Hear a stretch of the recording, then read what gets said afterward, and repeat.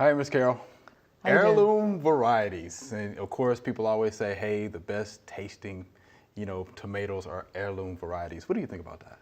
Well, I'm glad people are excited about the heirlooms because a lot of people are gardening now that maybe hadn't gardened. And I think the food is really drawing a lot of people in, and I'm glad about that.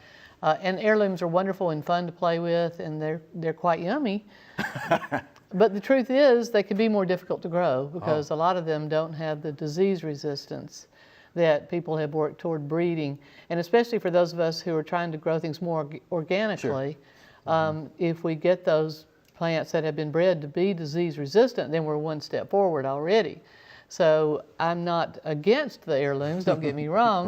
But the truth is, if you research it, a lot of times in blind taste tests, people can't tell any difference or may even prefer the highly bred disease-resistant types. How about that? I know. So I kind of challenge everybody out there because a lot of people want to argue with me. Oh, no, I swear by my Cherokee purple. I swear by my old German striped.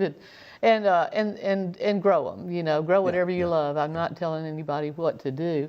But if you do want to improve your chances and not have to spray as often, then probably selecting those that have been bred for disease resistant might give you a leg up, and you will not be sacrificing flavor. Good. So it'd be fun to do your own blind taste test. Yeah, it would be fun. It would be fun. Couldn't tell the difference. How about that? Now, and so that's really kind of true of tomatoes because tomatoes are so disease prone, as we know, as extension agents. One of the things that keep us busy in the summer are tomato problems. But there are a lot of other heirloom vegetables, and some of those, then the choices of the old heirloom varieties are certainly excellent choices. And I think of some of the lettuces and the kales, even some of the winter squashes and pumpkins. Some of those are old, tried and true varieties. And of course, when we say heirloom, we mean things that have been preserved and handed down through the generations and that has been true, reliable, that particular cultivar, or varieties, as a lot of people like to call them, is fine. So do those, and some of the places that you might find them, because sometimes those seeds can be difficult to find, although I'm finding them more and more even in the broad mainstream stores. But some of the catalogs that we use a lot at the station, because as you know, Jason likes to grow a lot of different things. Johnny's Select Seed, Seed Savers, Baker's Seeds, all those are really good sources if you want to collect some of those heirloom varieties and try them out, and that's fun. Always trying to try new stuff. Some kind of straddle, I want to talk a little bit about heirloom ornamentals too, because some kind of straddle both worlds. For example, the old Scarlet runner bean is both an edible bean and an ornamental, and the hummingbirds love it, so those of us who love hummingbirds would like to grow that as well. And some of the old reseeding annuals that we'll find around old home places that come back year after year. Cleome comes to mind. Some of these old-fashioned petunias, will come back year after year on their own.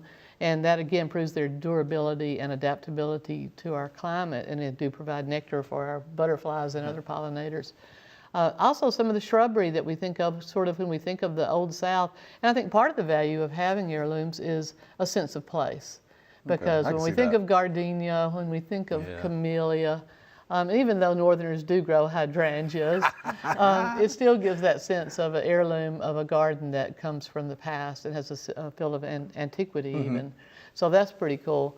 And even some of the trees, when you think of the South and trees, the first thing that comes to mind is southern magnolia, which also happens to be a good native. And a lot of people kind of forget that because we think of it purely as an ornamental, but if you get in your car and drive to the Gulf Coast, you'll find southern magnolia growing in the wild. And it's a great plant. Another one I think that straddles both worlds, because when I think of edibles, I'm not just thinking of human beings, I love the critters. So Catalpa is often an old tree, a great native tree that you'd find around old home places. And people would often grow that for the caterpillars, for fish bait. Good for fishing, right? That's right. My granddad did that. Yeah, and now a lot of people are saying, well, I have a Catalpa tree, but I don't have the worms, so how do I get them? You can seed them in if you go find a Catalpa tree, but what a lot of people are doing is keeping the area too clean underneath because the pupa go to the ground and live in the ground. So if you're doing things to kill insects, which a lot of people do, below the tree, then you're actually destroying that life cycle. So you might want to think about how to leave that natural and let that continue its life cycle. I'm glad you cleared it up because we've often gotten that question. Yeah. Where are the caterpillars? Yeah, where are the caterpillars? So reseed them. I think that idea of combining, though, you know me, I'm a shopper. Yes, I want do. to try the new stuff. And again, when we go back to improvements, some of these old-time plants can have some problems. So we have maybe better performing or longer blooming. So I don't disdain that. I think the human being as a species is always trying to improve things. Sure. I think that's an admirable quality. So new is good, but mixed in with the old and having a sense of tradition along with the new and modern stuff is the eclectic appeal, I think, of today's modern garden. Right. So, Heirloom ornamentals.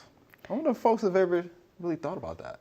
Because of course we always, equate heirlooms with vegetables, but well, we do, but for example, the peony season is just over, and a lot of people will tell you they have their grandmother's, or they might say peony. Either one is correct. Let me clear that up. Peony or peony or clematis or clematis. Right. So all that is fine, and then the irises and daylilies that have been passed on from year after year. Yeah, I didn't think about those. Yeah. Those are great plants and should also be considered heirlooms, but again, new cultivars appear all the time, and that's always fun to try as well. Okay. Now, do you have any sites that folks can go to? Oh my gosh, information about? There are tons, and if you Google heirloom, and in fact, a really great nursery, even though it's not in Tennessee, but a lot of my friends go and shop there whenever they're in Alabama, is called Petals from the Past. I've heard of that. You know, because you're from Alabama originally. Petals from the Past is a wonderful nursery that not only has a lot of heirlooms, but a lot of edibles, figs, persimmons, grapes, things that are well adapted to the South. Dr. Arlie Powell, it's his son that runs that nursery, so it's a great place to visit and get that sense of ambiance of the old past and also the edible. As you know, our summer celebration this year is going to be about edibles, so we're going to combine some of the old and some of the new, mixing in some of those herbs, because also the pioneer woman and the settler of the past, you grew your own herbs. So a lot of the herbs should also be considered, those are also heirloom plants. Okay. The old Salvia Officinalis is actually sage, which is the characteristic taste that we get from our breakfast sausage. So it's actually a beautiful blue blooming salvia that our pollinators would love, but also a delicious plant for us to use in our cooking. Wow. And to celebrate our past. And to celebrate the past. And to celebrate our past. Good stuff. Yeah. Good stuff. Thank you much. Sure. All right.